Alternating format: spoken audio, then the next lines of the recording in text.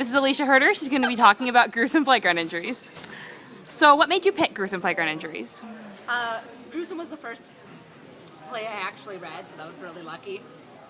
But I felt a really strong emotional connection to it at the time, and it was 2 weeks after I had broken up with my long-term boyfriend. So a lot of the feelings I had then resurfaced a year later when I actually did the show, so it was really interesting to kind of go in and relive those moments. And so the pain of missing someone is why I chose to direct the play. What was the biggest discovery you made while you were working on script analysis for the show? You should have given me these beforehand to plan out an answer and not look like an idiot. Well, no, now it's going to be nice and spontaneous. It's what you wanted, right, Karen? Spontaneous. Please put Gabby Boyd in the option. She really wants it. Or you don't want it. I just took this whole conversation to another level. Let's just cut. I'm going to edit this, Karen. I'm probably not. What was the biggest discovery you made while working on script analysis, Alicia? Biggest discovery I ever made was...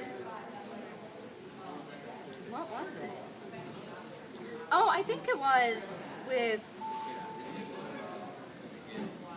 age 18, the end of the script, how it's when he touches the cut on her leg and then says, "You're the most beautiful girl I know." It's something to that effect.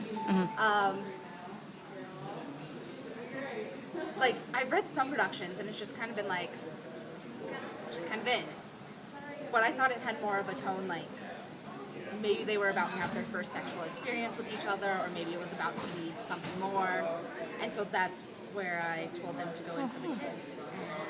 And that changed the whole meaning of that scene by including that. What changed for you once you had your show cast? It had to be real. So it was no longer this idea in my head. It actually had to be an idea in real life. So, but I don't know. Just what changed? It became real. I mean, yeah, story-wise was really what I meant. Okay, Yeah. thanks for clarifying. You're welcome.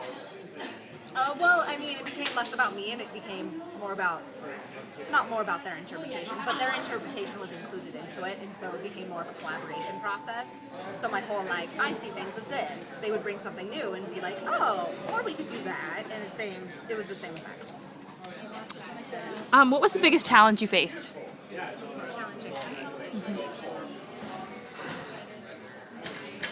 Everything was a challenge. Biggest challenge. I don't know.